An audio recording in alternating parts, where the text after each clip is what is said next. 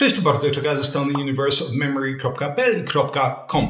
Jedną z takich, nazwijmy, pobocznych misji tego kanału jest pokazywanie, że dosłownie każda dieta i każda substancja czynna, mówiąc ogólnie, jest bronią obsieczną. Mianowicie może i szkodzić, i pomagać w zależności od tego, kto ją bierze. Jest to jeden z wielu powodów, dla których po prostu rzadko odpowiadam na jakiekolwiek komentarze, czy polecam to albo coś innego, bo za każdym razem mogę odpowiedzieć, że i polecam, i nie polecam w zależności od tego właśnie, kto pyta. A że nie wiem, kto pyta tak naprawdę, to też ciężko jest odpowiedzieć.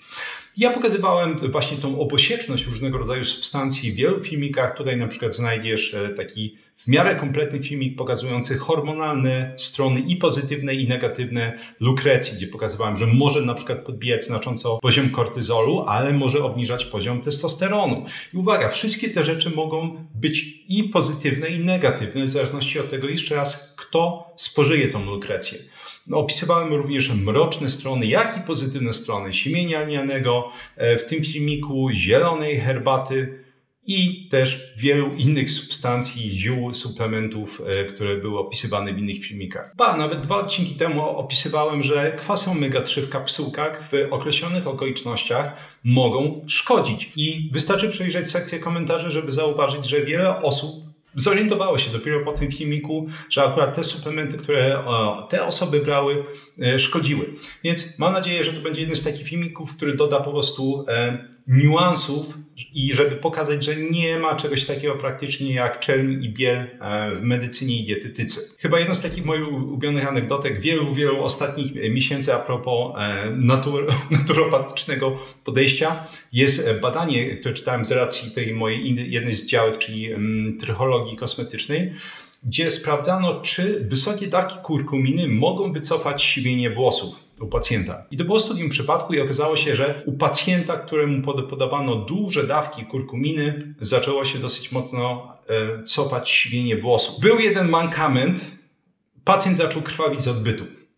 I lekarz próbował, nie żartuję, namówić go, żeby ten kontynuował terapię, bo mają świetne wyniki i to siwienie się cofa, ale pacjent stwierdził, że panie doktorze, nie chcę, żeby po prostu mój tyłek działał jak krwawa homeopatyczna pieczątka i lekko siadam na mojej beżowej sofie z letniej kolekcji i jakoś się to rozeszło po kościach i na tym zakończyli ten eksperyment. Ja przerwę dla sponsora tego odcinka, bo bez niego nie byłoby odcinka, którym jak zawsze jest Mięsna Paczka. Jeśli jeszcze nie kojarzysz, Mięsna Paczka jest firmą, która jest dostawcą mięsa z certyfikowanych ekologicznych polskich gospodarstw. Jak zawsze powtarzam, hodowla odbywa się tak, jak powinna, po bożemu, naturalnie, czy nie ma żadnych antybiotyków używanych na żadnym etapie produkcji, nie ma używanych żadnych boosterów wzrostu i to daje nam gwarancję, że to mięsko, które potem do nas trafia, jest najwyższej możliwej jakości. Mięsna Paczka działa w szalenie prosty sposób. Punkt pierwszy, wejdź na stronę Mięsnej Paczki, wybierz jedną ze skompletowanych paczek albo skompletuj własną ze wszystkich produktów, które są dostępne w sklepie. Punkt drugi, powiedz, gdzie mają dostarczyć paczkę i punkt trzeci, ciesz się, bo kurier puka do drzwi, jest paczucha, to jest świetnie zabezpieczona warstwą izolacyjną, jest świetnie zabezpieczona suchym lodem, można ją bezpośrednio przełożyć do zamrażarki i wyciągnąć, kiedy jest ochota albo czas coś ugotować sobie i bliskim. Jeśli jeszcze nie zamawiałeś, to z kodem BARTOSZ10 jest 10% zniżki na pierwsze zamówienie. Ja jeszcze raz dziękuję Mięsnej Paczce za sponsorowanie odcinka, a my lecimy dalej. O czym będzie ten odcinek? Ten odcinek będzie pokazywać, mam nadzieję, że wystarczająco wyraźnie, że bardzo duże dawki witaminy D i oczywiście jakie to są dawki, będę omawiać w filmiku, jest w stanie wywołać osteopenię i potencjalnie osteoporozę. Jeśli jesteś fanem witaminy D, ja jestem dużym fanem, to pierwsza reakcja to może być, jak to przecież witamina D, wiadomo, że ona zwiększa wchłanianie m.in. wapnia i to absolutnie nie ma żadnego sensu. No i okazuje się, że niestety, że mam nadzieję, że jeśli ktoś wytrwa dłużej, jeśli chodzi o ten filmik, to okaże się, że nie dość, że ma sens, to po prostu te mechanizmy, które odpowiadają za to, są absolutnie fascynujące. I filmik ten nagrywam, jak zresztą całe mnóstwo moich filmików, pod wpływem inspiracji jednego z moich pacjentów, bo trafił do mnie młody chłopak, który chciał skonsultować różnego rodzaju jakieś swoje kłopoty zdrowotne, ale podczas przechodzenia przez jego badania, między innymi badania obrazowe, okazało się, że cierpi na nefrokalcynozę i ma ledwo 20 parę lat i już cierpi na zwapnienie nerek. Podczas dalszego przyglądania tych jego badań okazało się, że również występuje u niego osteopenia, czyli zmniejszenie gęstości kości. Jeszcze nie jest to osteoporoza, ale już nie jest to normalna gęstość kości. I teraz jaka jest szansa, że u kogoś w wieku 20 paru lat będzie występować po prostu z jakiegoś powodu niewiadomego nefrokalcynoza i osteopenia? Bardzo mała szansa. No, ale okazało się, że wgłębiając się tutaj w temat, była to osoba, która bardzo długi czas pod wpływem jednego z lekarzy, nazwijmy to, żeby już nie rzucać imionami, nazwiskami, który promuje bardzo duże dawki witaminy D, nabawił się właśnie zwapnienia nerek i zmniejszenia gęstości kości. Więc mam nadzieję, że to będzie przestroga dla wielu osób, że więcej absolutnie nie znaczy lepiej i też mam nadzieję, że jeśli chodzi szczególnie o panie, ponieważ oczywiście i osteopenia, i osteoporozę dotyka je zdecydowanie częściej, będzie to może jakiś przyczółek ku rozwiązaniu kłopotu, czemu mimo różnego rodzaju podejść, które wydają się sensowne, ta gęstość kości się nie zwiększa. Walenie olbrzymich dawek witaminy D niestety nie jest rozwiązaniem i nie jest nawet w pierwszej, nazwijmy to, piątce różnego rodzaju interwencji, które rzeczywiście są w stanie skutecznie zwiększyć gęstość kości. Warto oczywiście zacząć od jakichś podstaw, czyli ogólnych zaleceń. Absolutna większość towarzystw endokrynologicznych na świecie promuje prawidłowy poziom witaminy D jako co najmniej 30 nanogramów na mililitr, czy około 30. Natomiast warto wspomnieć, że istnieje całkiem sporo różnego rodzaju stowarzyszeń, które uważają, na przykład gdzieś w Wielkiej Brytanii, które uważają, że nawet 20 nanogramów na mililitr to jest poziom wystarczający. Oczywiście mówimy tutaj przede wszystkim o, no właśnie, budowaniu gęstości kościa, natomiast w odniesieniu do różnego rodzaju innych, nazwijmy to, kłopotów zdrowotnych, te poziomy mogą okazać się wystarczająco zbyt niskie. Nawet ja sam absolutnie nie jestem fanem, żeby ktoś trzymał się 30-40 nanogramów na mililitr. Patrząc na wiele różnego rodzaju innych badań, taka 50 to jest dobre minimum. Uprzedzę różnego rodzaju pytania. Jestem absolutnie przeciwny podbijaniu poziomu witaminy D, szczególnie powyżej 100, co wiele osób robi. Ilość różnego rodzaju negatywnych skutków, które może wystąpić w porównaniu do korzyści, jest absolutnie na niekorzyść brania jakichkolwiek dużych dawek. To były oczywiście takie poziomy minimalne, natomiast jeśli chodzi o odbudowę gęstości kościa, co mówią badania, jeśli chodzi o pożądane poziomy witaminy D, takie optymalne poziomy. Te poziomy w zależności od badania do badania będą mieściły się od 30 do 44 nanogramów na mililitr. Wydaje mi się, że warto również mieć jakiś taki punkt odniesienia naturalny, tak? Wiele osób po prostu lubi sobie myśleć, ok, w naturze jakie my moglibyśmy mieć, jeśli po prostu nie chowalibyśmy się cały czas pod dachem, nie zakładalibyśmy na twarz różnego rodzaju kapelutków, tak? Filtrów przeciwsłonecznych, jaki poziom witaminy D jest osiągalnych. I oczywiście tak naprawdę nie wiemy, przynajmniej z olbrzymią jakąś dozą pewności, ale patrząc na przykład na różnego rodzaju plemiona afrykańskie, tam mało kto tak naprawdę przekracza 50 nanogramów na mililitr. Jest jakaś tam osobna sekcja czy podsekcja badań właśnie jeśli chodzi o witaminę D, która mówi, że prawdopodobnie to są właśnie takie optymalne poziomy. Jedno jest pewne, tak naprawdę gdzieś tam powyżej 60 nanogramów na mililitr, jeśli chodzi o literaturę, znika olbrzymia część benefitów po prostu dalszego podwyższania witaminy D. Oczywiście, jak przynajmniej część z Was wie, są protokoły podawania bardzo dużych dawek witaminy D, gdzie te poziomy mogą sięgnąć spokojnie ponad 200, czyli takich oficjalnych, toksycznych poziomów. Natomiast są to protokoły, które mogą przynieść korzyści, ale muszą być odbywane w bardzo, bardzo kontrolowanych warunkach, w tym między innymi z bardzo, bardzo znaczącym ograniczeniem konsumpcji wapnia. Jeśli ktoś jest ciekawy, to wrzucę tutaj na ekran nazwy tych protokołów. To się nazywa protokół Coimbra. Jeśli ktoś chciałby sobie właśnie poczytać, jakie są wskazania potencjalne do tych protokołów i zobaczyć po prostu, jakie są doświadczenia między innymi pacjentów, jakie są zagrożenia itd. Natomiast wracając do samego tematu, zanim przejdziemy sobie do samych badań, które pokazują właśnie to, że może przy większych dawkach czy dużych dawkach witaminy D wystąpi osteopenia, zanim opiszę, jakie zmiany będą zachodzić wtedy w kościach, to warto zacząć od, no cóż, metaanaliz, tak? Bardzo, bardzo szeroko zakrojonych metaanaliz. Pierwsza jest z 2018 roku. Tam uwzględniono 81 randomizowanych badań z grupą kontrolną. W sumie było tam 53 000 pacjentów i generalnie w zależności od badania, oczywiście to wszystko podsumowywała ta metaanaliza, opisywano, czy dawki wysokie witaminy D, które określano, uwaga, już jako większe niż 800 jednostek międzynarodowych dziennie, czyli nie oszukujmy się, no nie były to wysokie dawki, będą lepsze niż dawki niskie. Podsumowanie było takie, że większe dawki, czy ogólnie suplementacja witaminą D, jeśli chodzi o suplementację z poziomu już satysfakcjonującego, właśnie w okolicy 20-30 nanogramów na mililitr, nie wpływają w żaden klinicznie istotny sposób na ryzyko powstawania złamań, na ryzyko upadków. Innymi słowy, no nie mają po prostu sensu i uzasadnienia klinicznego. Cały czas mówimy o samej witaminie D. To nie jest tak, że nie można tego w jakikolwiek sposób modyfikować. Natomiast kłopot jest taki, że bardzo często tym sposobem modyfikacji tych protokołów jest oczywiście branie wapnia w ilości gdzieś tam 1000 mg do 1200 mg dziennie. Okazuje się, że branie witaminy D razem z wapniem również specjalnie nie pomaga. Istnieje wiele przeglądów systematycznych, które generalnie miały wniosek taki, że nie ma żadnych klinicznie istotnych, nie mówię nawet statystycznie, klinicznie istotnych zmian tego rodzaju suplementacji i ich wpływu na właśnie BMD, czyli gęstość masy kostnej, ryzyko złamań, ryzyko upadków itd. Chociaż trzeba zaznaczyć, że nie jest tak, że nie ma badań, tak? Nawet mamy jedną metaanalizę, które nie pokazują tego, że witamina D brana razem z wapniem nie wpływa w jakiś sposób na zmniejszenie właśnie ryzyka złamań i rzeczywiście takie badania są.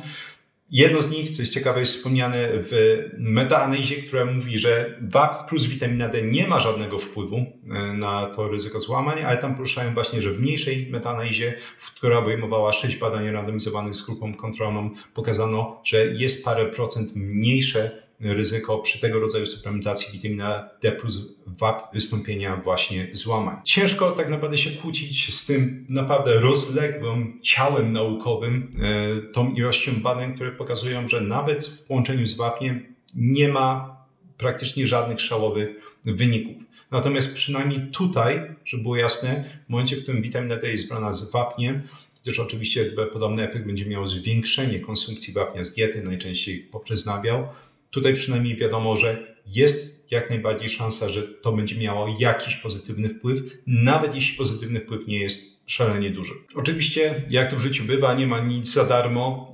Są różnego rodzaju metaanalizy, które pokazywały, że witamina D sama albo w połączeniu z wapniem wprawdzie nie wpływa w żaden sposób, mówiąc o takie znaczące punkty końcowe obserwowane w badaniach, nie wpływa w żaden sposób na całkowitą śmiertelność, występowanie chorób układu sercowo-naczyniowego, natomiast jak najbardziej wpływa na częstsze występowanie kamicy nerkowej. Po prostu jeśli chodzi o szansę występowania na przykład kamieni szczawianu wapnia, jest ona znacznie zwiększona, to ryzyko jest 17% większe u osób, które mają ten rodzaj suplementacji. Przechodzimy do badań, które pokazują właśnie kłopoty, jeśli chodzi o suplementację większymi dawkami witaminy D, co to znaczy większe dawki i na końcu omówię mechanizmy, które pokazano, że są aktywne, które odpowiadają właśnie za zmniejszenie gęstości kości. I czasami te mechanizmy są naprawdę fascynujące, że było ciekawe, część z nich, w sensie można zbadać, w sensie czy one występują.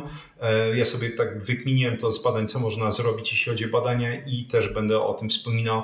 Jeśli masz wysoki poziom witaminy D i jednocześnie osteopenię, osteoporozę, martwisz się, czy właśnie może ta większa suplementacja witaminą D nie wpływa negatywnie na gęstość kośćca. Wspomnę, jak można to samemu sprawdzić. Pierwsze badanie zostało opublikowane w 2020 roku i obejmowało grupę 311 młodych śmiałków w wieku od 55 do 70 lat, osób, warto podkreślić, ogólnie zdrowych. 53% z tej całej grupy osób to byli mężczyźni i badacze sprawdzali, jak przez 3 lata suplementacja 3 rodzajami dawek witaminy D wpłynie na gęstość kośćca.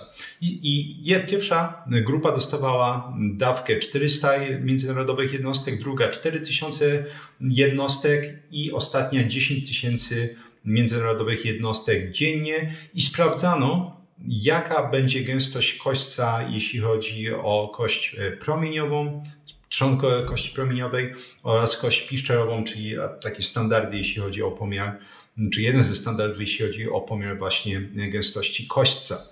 I sprawdzano właśnie, prowadzono te pomiary jako linię bazową, czyli przed rozpoczęciem tej interwencji 6 miesiąca, 12, 24 i 36, a więc po 3 latach na zakończenie tego badania. Warto wspomnieć, że rozrzut, jeśli chodzi o linię bazową, poziomu witaminy D u tych osób wynosił od 12 do 50 nanogramów na mililitr. Natomiast wyniki były, wydaje mi się, dosyć szokujące dla wielu osób, bo w grupie osób, które brały przez 3 lata 400 jednostek witaminy D dziennie, gęstość kości promieniowej zmniejszyła się o 1,8, to jest zaledwie 400 jednostek.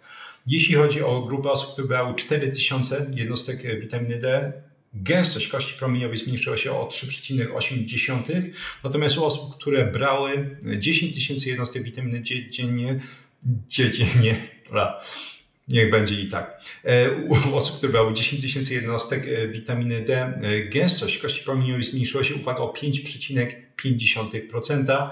Jeśli chodzi o kość piszczelową, zmiany gęstości kośćca były trochę mniejsze, natomiast jak podkreślono, trend został zachowany. Czyli im wyższa dawka suplementacyjna witaminy D, tym większy spadek gęstości kości piszczelowej. Drugą szokującą rzeczą i bardzo ważną jest to, że zmiany te negatywne, jeśli chodzi o gęstość kośćca, wystąpiły praktycznie tylko i wyłącznie u pań. U panów zmiany te były absolutnie minimalne. I nie dziwi oczywiście, że naukowcy absolutnie podważają sens podawania wysokich dawek witaminy D kobietom w wieku menopauzalnym, co jest oczywiście praktyką, bo paradoksalnie to jest coś, co właśnie może powodować dalsze zmniejszenie gęstości kośćca. W kolejnym badaniu sprawdzano, jak podawanie dawek bolusowych, czyli po prostu dużej, czy bardzo dużej, czy dla niektórych gigantycznej dawki witaminy D naraz będzie wpływać właśnie na ryzyko złamań, upadków. Badanie obejmowało kobiety, które mieszkały w Australii w wieku co najmniej 70 lat, było to w sumie 2256 pań. Testowano podawanie 500 000 jednostek witaminy D raz do roku versus placebo. Okazało się, że w ciągu pierwszych 3 miesięcy kobiety, które dostawały te duże dawki witaminy D, odnotowały 15% więcej upadków oraz 26% więcej złamań. I między innymi do tego badania będę dalej nawiązywać w sekcji mechanizmu, żeby wyjaśnić potencjalnie za naukowcami, skąd brał się ten efekt. W kolejnym badaniu, które zostało przeprowadzone w Szwajcarii, sprawdzano, jak podawanie dużych dawek comiesięcznie wpływało właśnie znowu na ryzyko złamań, na ryzyko upadków wśród osób, kobiet przede wszystkim po 70 roku życia. I pierwsza grupa dostawała 60 000 jednostek miesięcznie witaminy D przez cały rok, druga grupa dostała 24 000 jednostek witaminy D cały rok i ostatnia grupa dostawała 24 000 jednostek witaminy D miesięcznie plus calcifediol, co generalnie zapewniało poziom witaminy D miesięcznie taki jak w grupie, która dostawała 60 000 jednostek. Wyniki były takie, że wśród osób, które dostawały standardową dawkę, czyli 24 000 jednostek witaminy D miesięcznie, odnotowano 47,9% upadków.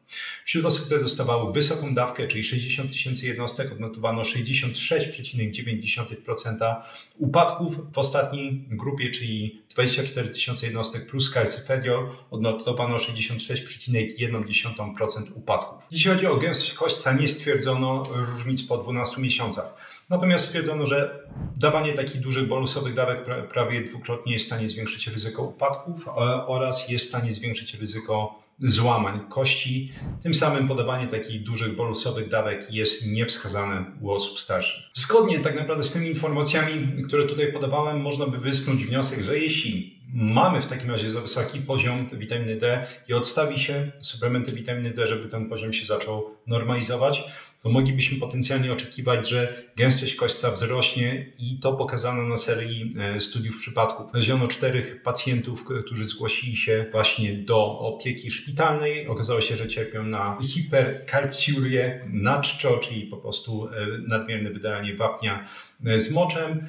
Brali oni suplementy witaminy D, odstawili te suplementy i okazało się, że gęstość kośćca po 3 latach wzrosła 1,9% plus minus pół w zależności od pacjenta. Ja mówiłem w tym filmiku, gdzie pokazywałem, że zwiększenie konsumpcji białka jest w stanie bardzo ładnie zwiększyć gęstość kośćca i opisywałem, dlaczego właśnie nasze obecne zalecenia dietetyczne ograniczające spożycie białka do około 0,5 grama na 1 kg masy ciała są absolutnie i debilne, i szkodliwe, szczególnie jeśli chodzi o osoby starsze.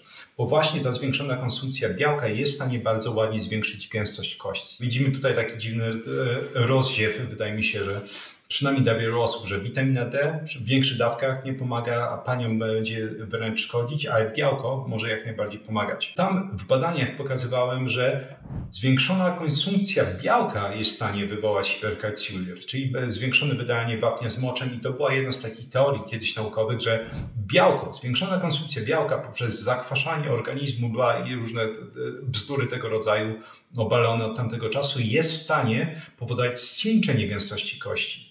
Więc w badaniach generalnie pokazano właśnie, że hiperkalciuria, to zwiększone wydalanie wapnia z moczem, przy zwiększonej konsumpcji białka jest wywołana tym, że zwiększona konsumpcja białka sama z siebie jest w stanie zwiększyć wchłanianie wapnia. I generalnie nadmiar będzie usuwany. Słowo się rzekło, trzeba omówić mechanizmy.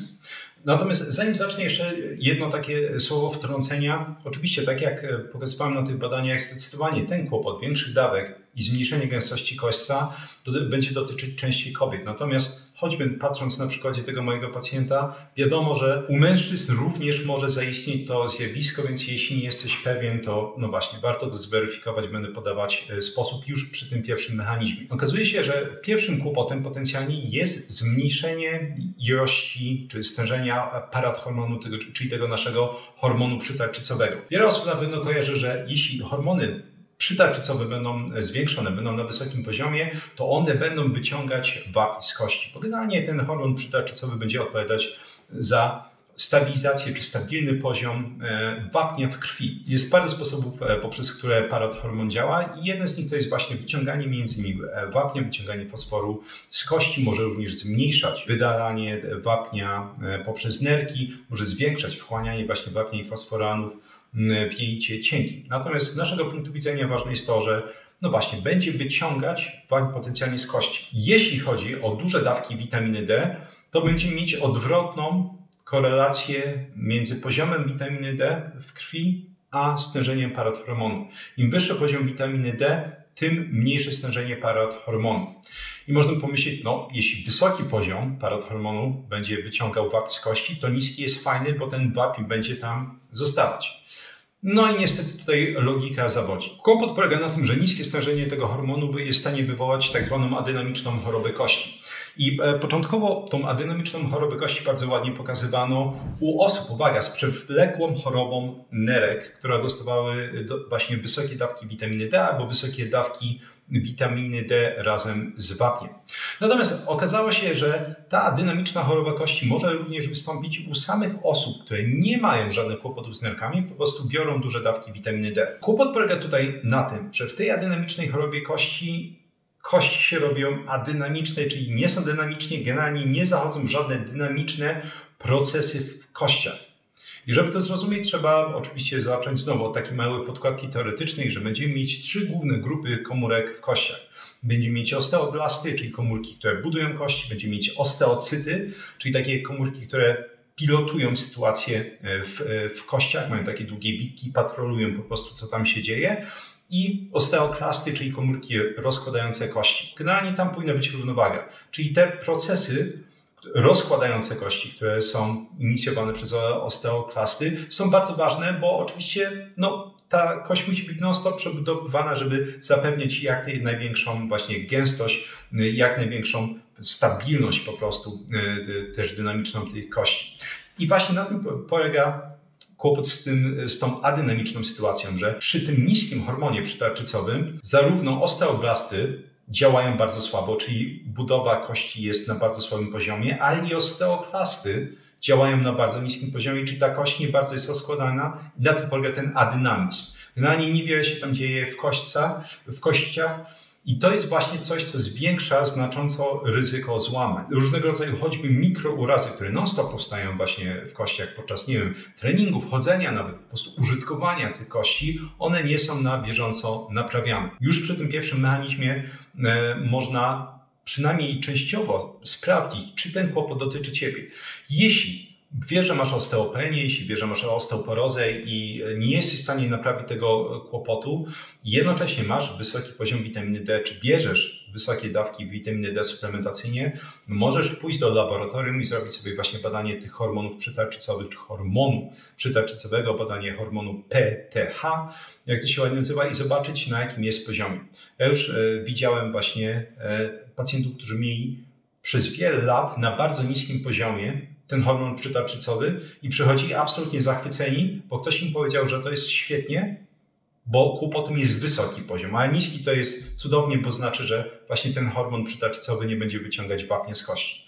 Właśnie ten niski poziom hormonu przytarczycowego będzie sprawiać, że kość nie będzie po prostu dynamicznie przebudowywana i będzie prowadziło to potencjalnie właśnie do zwiększonego ryzyka złamań. Ponownie bardzo ładnie pokazano to w innym badaniu, gdzie pacjentom podawano odpowiednio 12, 24 tysiące i 48 tysięcy jednostek witaminy D miesięcznie i sprawdzano właśnie, jak te dawki będą wpływać na stężenie hormonu przytarczycowego i bez zaskoczenia, patrząc po tym, co mówiłem, im wyższe dawki witaminy D były podawane, tym niższe było stężenie hormonu przytarczycowego. I oczywiście tutaj trzeba mieć odpowiednią perspektywę, bo przecież te 48 tysięcy jednostek witaminy D podawanych miesięcznie to jest zaledwie 1600 jednostek witaminy D branych suplementacyjnie. Także warto o tym powiedzieć, że nawet przy takich, wydaje mi się, dla całego mnóstwa osób niewielkich ilościach witaminy D mogły zachodzić już jakieś niekorzystne zmiany, jeśli chodzi o ten hormon przytarczycowy. Drugi taki zdradliwy mechanizm polega na tym, że witamina D będzie bezpośrednio oddziaływać na osteoblasty. Jeśli słuchałeś albo wiesz, to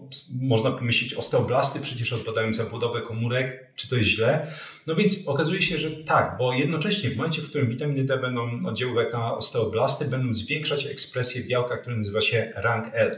I to białko jest dosyć zdradliwe w tym sensie, że ono będzie zwiększać różnicowanie prekursorów osteoklastów. Więc prekursorów, czyli komórek, te będą przekształcać się, są jakby można powiedzieć wcześniej w tym łańcuchu tworzenia osteoklasty. Czyli generalnie im większa ekspresja białka RANKL, tym więcej będzie powstawało osteoklastów, czyli tych komórek kościogłównych, jak to się ładnie nazywa, czyli tym większy będzie rozkład kości. To jest mechanizm, ale zademonstrowano go właśnie w jednym z tych badań, gdzie podawano 300 tysięcy jednostek witaminy D pacjentom. Okazało się, że zwiększanie markerów resorpcji kości, jednym z nich to jest absolutny klasyk, czyli sklerostyna, zostało podwojone właśnie po podaniu tej dawki. Oczywiście to jest ta dawka bolusowa, o której mówiłem, natomiast bez problemu można osiągnąć te wyższe poziomy witaminy D, biorąc po prostu regularnie mniejsze dawki. I poza tym, że właśnie poziom sklerostyny został podwojony po podaniu takiej dawki bolusowej, to również zwiększył się dwukrotnie poziom białka, który nazywa się DKKK1. Ja osobiście lubię to białko, jeśli chodzi o nazwę, bo to jest Dickkopf, czyli generalnie uparciuk jakby po niemiecku. Takie uparte białko, które rozkłada właśnie kościec. Mechanizm numer 3 jest powiązany tak naprawdę z mechanizmem numer 2, bo znowu wracamy do sklerostyny i białka DKK1. Te markery resorpcji kości są jednocześnie inhibitorami ścieżki, która nazywa się WNT. I ta ścieżka WNT, jeśli chodzi o kości, jest ścieżką stricte anaboliczną, czyli ona będzie pozytywnie oddziaływać na aktywację osteoblastów, czyli tych komórek, które właśnie tworzą kości. Im wyższy poziom tej sklerostyny i DKK1, tym większa inhibicja ścieżki WNT i tym mniejsza aktywacja osteoblastów i tym samym mniejsza gęstość kośćca. Mechanizm numer 4 jest bezpośrednio powiązany z podawaniem dawek bolusowych, czyli tych gigantycznych dawek na jeden raz. W badaniu, na przykład, gdzie podawano 500 tysięcy jednostek witaminy D uczestnikom, najwięcej upadków było w przeciągu pierwszych 3 miesięcy. I naukowcy stwierdzili, że najprawdopodobniej wytłumaczeniem tego jest przelotna hiperkalcemia, czyli innymi słowy zwiększone stężenie wapnia w krwiobiegu. Jeśli spojrzymy na literaturę, oczywiście hiperkalcemia będzie miała swoją listę różnego rodzaju symptomów, które będzie wywoływać. Jeden z nich, czy dwa właściwie, które nas interesują, to jest osłabienie siły mięśni i potencjalnie zaburzenia równowagi. I prawdopodobnie właśnie dlatego przy takich dużych dawkach zwiększone ryzyko upadków i złamań występuje właśnie w przeciągu tych pierwszych paru miesięcy, bo właśnie wtedy będzie przelotnie występować ta hiperkalcemia i dopiero jak ona zacznie się normować, to ryzyko zaczyna się minimalizować. Dzięki serdeczne za towarzyszenie mi w tym odcinku. Jak zawsze mam nadzieję, że jak większość tych odcinków, które nagrałem do tej pory, będzie miał on wymiar praktyczny i tym osobom, które po prostu potrzebują pomocy właśnie z likwidacją osteopenii, osteoporozy, pomoże po prostu te informacje dojść z tym do ładu. Jak zawsze zapraszam do sekcji komentarzy, dajcie znać, jakie są Wasze doświadczenia, jeśli chodzi o ten temat. Ja również będę w sekcji odpowiadać na pytania na tyle, na ile starczy mi czasu. Jak zawsze polecam swoje flagowe kursy, kurs Experts Incubator, czyli kuźnia ekspertów, gdzie pokazuję, jak samodzielnie nauczyć się dowolnej dziedziny od A do Z, jak zapamiętywać informacje, jak tworzyć głębokie zrozumienie tematu, jak wdrażać suche informacje w praktykę, po to, żeby, no właśnie, przede wszystkim być niezależnym, wyciskać jak najwięcej po prostu z każdej jednostki czasu, którą przeznaczy się na naukę. Kurs jest idealny dla studentów, maturzystów, osób, które chcą się dobrze uczyć, chcą mieć dobre oceny, stypendia, zabłysnąć po prostu podczas tego toku edukacji. Dla osób, które mają już fantastyczną pracę, ale potrzebują zdać dodatkowe certyfikaty, zdobyć jakieś dodatkowe kwalifikacje, żeby dostać podwyżkę lub awans. Dla osób, które nienawidzą swojej pracy albo już ją wrzuciły i chcą ją zmienić, natomiast nie mają jeszcze odpowiednich kwalifikacji. Kurs również pomaga stworzyć plan nauki do dowolnej umiejętności, poza samym przyswojeniem takiej wiedzy. Oraz na końcu dla osób takich jak ja, czyli osób, które chcą zapamiętywać jak najwięcej z tego, co czytałem i słuchałem, żeby nie mieć tego smutnego uczucia straconego czasu. Drugi flagowy kurs to Vocabulary Labs, czyli laboratoria językowe, gdzie pokazuję, jak samodzielnie opanować dowolny język obcy z dowolnej rodziny języków. Nie ma to znaczenia, czy to są języki ukrofińskie, azjatyckie, czy po prostu stara, dobra, sprawdzona rodzina języków germańskich. A wszystko po to, żeby przestać niepotrzebnie wydawać pieniążki na różnego rodzaju szkoły językowe, korepetycje, podręczniki i tym podobne wynalazki, bo naprawdę można to robić mega skutecznie, nie uzależniając się od innych w domu. No i oczywiście oszczędzając mnóstwo pieniędzy. I na końcu kurs o jeden włos za daleko, gdzie pokazuję, jak samodzielnie zatrzymać i odwracać łysienie androgenowe, zarówno u pań, jak i u panów, jak diagnozować u siebie telogonowe wypadanie włosów i tym samym zatrzymać je. Szczególnie jest to ważne dla osób, u których wypada całe mnóstwo włosów dziennie, powyżej 70-80 jest praktycznie zawsze prawie pewność, że jest to telogonowe wypadanie włosów. I dodatkowo u osób, które chcą pozbyć się różnego rodzaju uporczywych chorób skóry głowy, takich jak choćby upierdliwy łupież. Jak zawsze cała literatura naukowa będzie dostępna w pierwszym komentarzu pod filmikiem. Również w pierwszym komentarzu pod filmikiem 3 piosenki rockowe jak zawsze, żeby miło spędzić czas również po wysłuchaniu tego odcinka. I jeszcze z kolei pod tymi piosenkami będzie ciekawostka odcinka, ciekawostka tygodnia, czyli jakaś informacja, którą uważam jest bardzo fajna, ale nie wspomniałem o niej w filmiku. Z kolei w opisie znajdziesz oczywiście linki do wszystkich tych cudowności, o których mówiłem, czyli moje kursy, polecane różnego rodzaju produkty, lampy, suplementy, o które ludzie mnie prosili, żebym polecił. I dodatkowo link do mojego newslettera, tam można kliknąć go, wyskakuje okienko, można wprowadzić swój adres mailowy.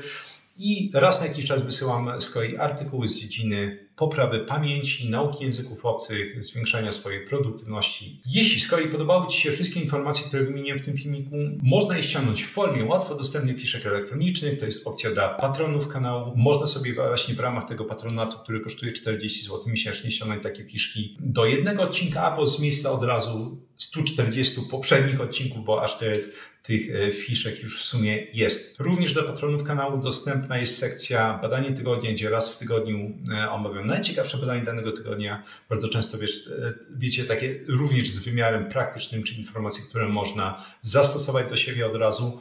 Oraz dla patronów jest dodatkowo forum patronackie, gdzie siedzę prawie codziennie i można mi zadawać pytania i mieć pewność, że odpowiem na nie, jeśli ktoś po prostu ma jakieś palące pytanie. Dzięki jeszcze raz za wysłuchanie tego odcinka i do usłyszenia w następnym.